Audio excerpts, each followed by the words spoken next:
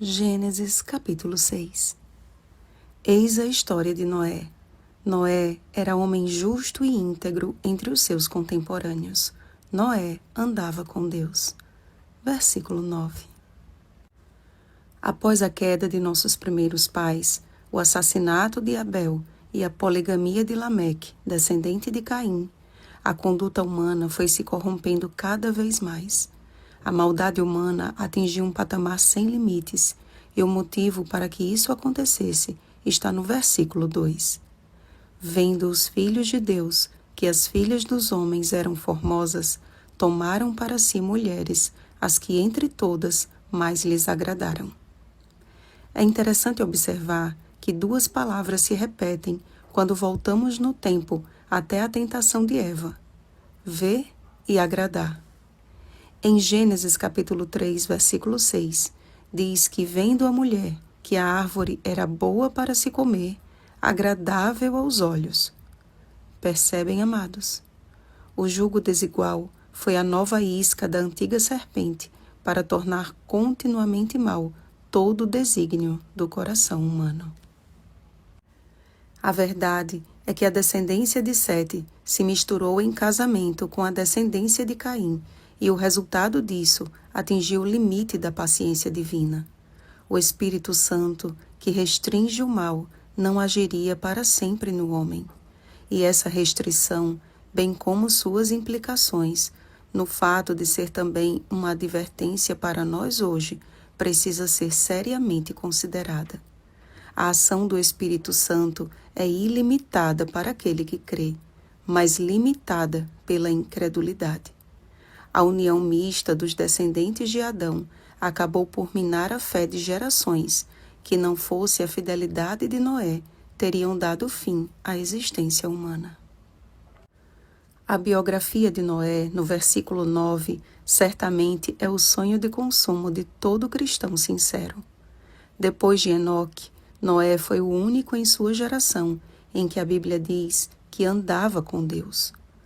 A ordem divina a este homem de Deus foi bem clara, mas também desafiadora diante da realidade de que até então nunca havia chovido sobre a terra e que ninguém nunca havia construído uma arca. Certamente, a construção daquele projeto tornou-se uma atração para o mundo da época e a oportunidade para que todos pudessem ouvir a pregação de Noé e se arrepender de seus pecados. A ordem dada a Noé, porém, não era apenas para que ele construísse a arca, mas também para que preparasse a sua família para entrar nela. Contigo, porém, estabelecerei a minha aliança. Entrarás na arca, tu e teus filhos, e tua mulher, e as mulheres de teus filhos. Com isso, Deus nos deixou uma mensagem muitíssimo importante, amados. A família é a nossa primeira missão. A profecia de Malaquias aponta para a última obra do Espírito Santo no meio do povo de Deus, envolvendo a conversão dos pais e dos filhos. Ele converterá o coração dos pais aos filhos e o coração dos filhos a seus pais, para que eu não venha e fira a terra com maldição. Malaquias capítulo 4, versículo 6. Há uma urgência do Espírito Santo em que possamos ver com o seu colírio, Apocalipse capítulo 3, versículo 18, e nos agradar da vontade de Deus, Romanos capítulo 12, versículo 2. Mas para isso, precisamos abrir o nosso coração para Ele e, como Noé, ter uma vida de constante comunhão com Deus. Quando isso acontece, temos prazer na obediência, assim como Noé, que fez consoante a tudo o que Deus lhe ordenara. Quer você ser um Noé atual? Deus deseja usar o que você tem como uma arca para a sua salvação e de toda a sua casa. Coloque tudo nas mãos do Senhor, porque não existe melhor sociedade do que esta.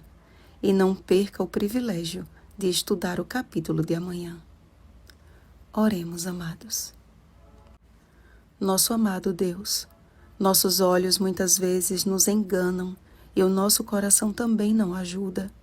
Por isso, Pai, clamamos a Ti pelo colírio do Espírito Santo para que tenhamos uma visão espiritual pura e um coração que se agrade em fazer a tua vontade. Livra-nos da maldade dessa geração e salva a nossa família. Em nome de Jesus. Amém.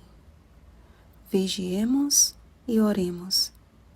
Bom dia, famílias de Deus. Oremos pelo batismo do Espírito Santo. Oremos uns pelos outros.